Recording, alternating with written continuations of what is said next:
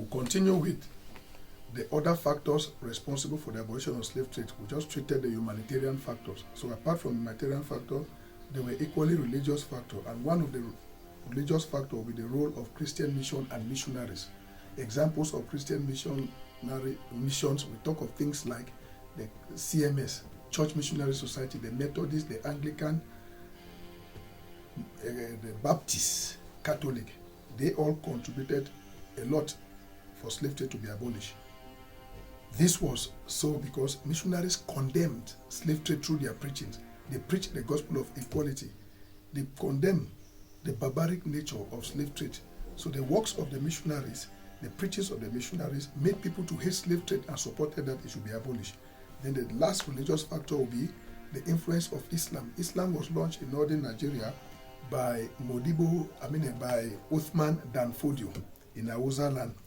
And if you look at it very well, from northern Nigeria, Islam spread to other parts of West Africa.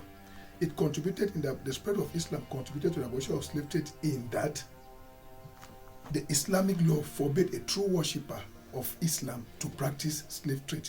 So in all these areas where Islam had been purified, they denounced slave trade. They blocked the practice of slave trade. Apart from religious, we have also political factors. And the political factors will look at the influence of philosophers. Philosophers were also known as great thinkers. Examples of philosophers are people like Montesquieu, people like Voltaire, people like Jean-Jacques Rousseau, Thomas Paine. They all condemned slave trade through their writings. They published books, they published pamphlets, which they condemn slave trade. Like, for example, an English philosopher, Thomas Paine, published a book titled The Right of Man. He stressed the need for people to have their personal liberty.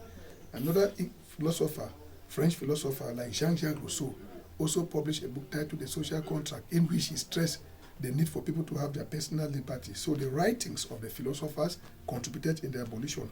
Also have the influence of the French Revolution. The French Revolution was born by the ideas of liberty, equality, and fraternity. This contributed in the abolition.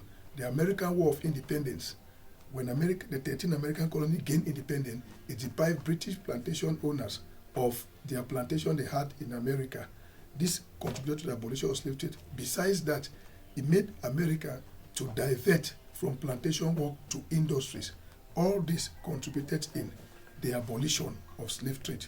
In our next review of slave trade, we are going to look at the stages leading to the abolition of slave trade. We'll look at